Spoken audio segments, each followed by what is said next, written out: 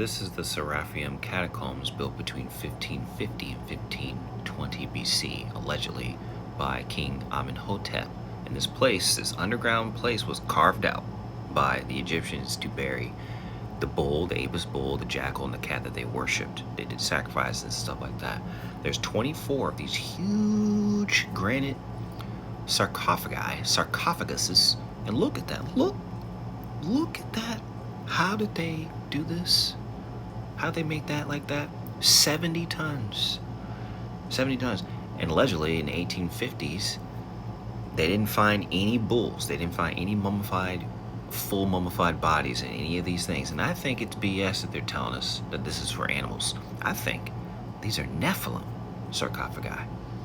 Whether this is pre-flood or not, I'm not entirely sure, because we know the Nephilim came back after the flood, according to the book of Numbers. And obviously there's giant bones and stuff that you can freely search on Google. But look at that.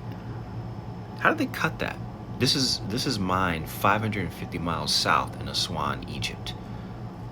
Look at the carvings. Some of these carvings may have been added later, but look at the sharp bronze tools. I think this is a Nephilim tomb, because you know there's Egyptian hieroglyphic artwork of massive giant people, or at least people bigger than the other people, standing around. And look, how did they carve out the inside of this? Look at those sharp angles like that.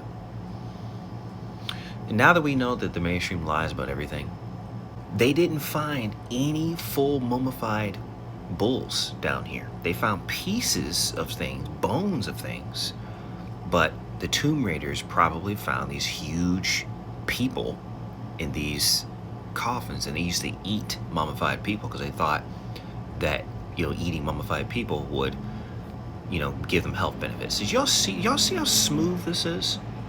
Sorry if it's loud in the background. I'm currently in New York, but look how smooth that is. They're not doing this with hammer and chisel.